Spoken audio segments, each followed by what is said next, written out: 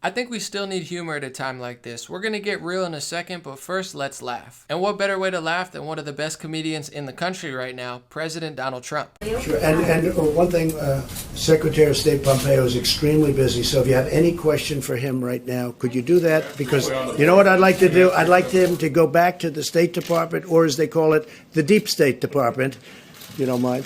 I'd like to have him go back and do his job. So does anybody have any question? Please. That version is good, but here's another angle of me and my friend watching it on television. The State Department, or as they call it, the Deep State Department. I'd like to have him go back and do his job. So does anybody... This next clip is hilarious as well, but it also brings up a deeper conversation. Let's watch it, and then let's talk about it. We have nothing to lose. You know the expression? What the hell do you have to lose? Okay. So what do you say to Americans who are nearly 200 dead? What do you say to Americans who are scared, though? I guess nearly 200 dead, 14,000 who are sick, millions, as you witnessed, who are scared right now. What do you say to Americans who are watching you right now who are scared? I say that you're a terrible reporter. That's what I say. I think it's a very nasty question, and I think it's a very bad signal that you're putting out to the American people. The American people are looking for answers, and they're looking for hope.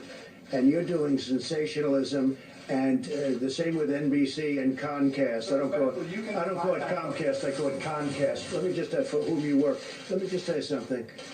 That's really bad reporting.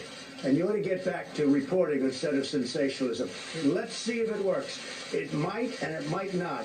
I happen to feel good about it, but who knows? I've been right a lot. Let's see what happens, John. To make it back to the science and the logistics, You ought to be ashamed of yourself. the units that were ordered, are they for clinical trials? A lot of people were saying he didn't answer the question and he was being rude, and I can see that perspective for sure. But people really need to figure out who the mainstream media really is and who a lot of these journalists are. I mean, just today, CNN put out an article, Trump peddles unsubstantiated hope in dark times.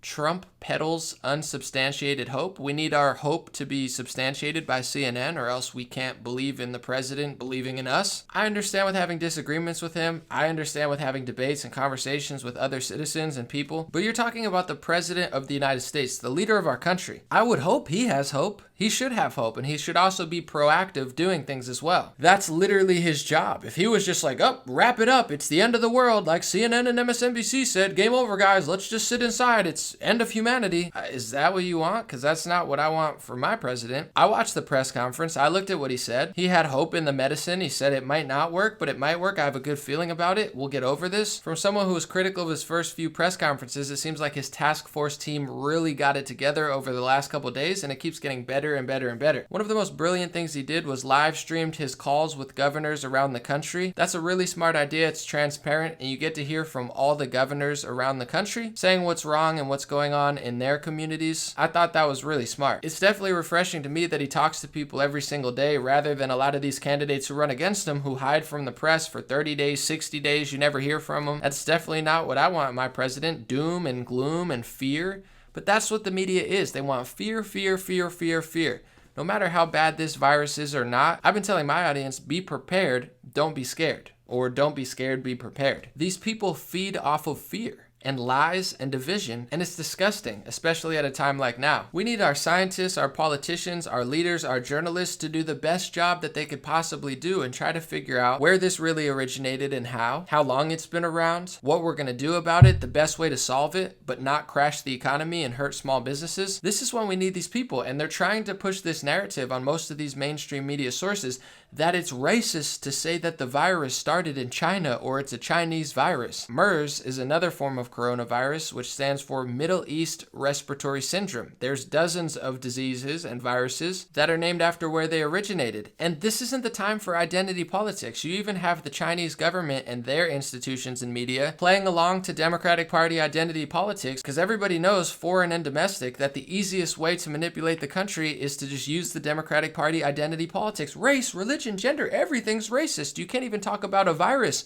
or where it originated. It's pathetic. I want people to question Trump. I think there are real questions to be had about this. We need doctors and scientists and really intelligent people, economists, to question what's going on here. I mean, how costly is this virus? What are the death rates really? We don't know what the death rates are. They say they do. But the more confirmed cases we get, which are growing by the day because test kits are getting widely available, possibly it's going to go down. How many people are going to catch it? Gavin Newsom says over half of his state's going to catch it. Other people have way lower estimates. Some people somehow have higher estimates. We definitely need to have a conversation about this and really weigh stuff out. It's scientifically proven that elders live longer when there's a sense of community, and it's also scientifically proven that exercise keeps you healthier and keeps diseases away. Same with having a strong immune system. So I'm wondering if there's any scientists or data analysts who are going to study the health effects of long-term quarantining of weeks or months or God forbid a year. Is that going to affect hundreds of thousands of people, millions of people? Is it going to be worth it? I'm not saying it's not. And the same with the economic effects. You have thousands upon thousands of businesses laying off half of their staff, 1/3 of their staff. You have millions of small businesses who are just massively losing out, who are going to have to foreclose or give up their business or stop growth or completely restart what they've built. We need journalists. We need left wing. We need right wing. But we can't have this,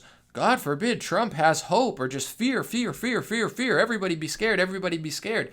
It's not just the coronavirus. You could blame it on this virus no matter how bad it is. This is what they've been doing for years upon years upon years. It's always fear, fear, fear, fear, fear. ISIS is scary. ISIS is the worst thing in the world for 10 years until Donald Trump helps pretty much defeat them virtually. And then all of a sudden we don't care about that. North Korea. Oh my goodness, North Korea is so scary. Oh my goodness. And then Trump gets along with North Korea. Oh, now they're a dictator. Don't get along with them because no matter which way, you're going to be afraid.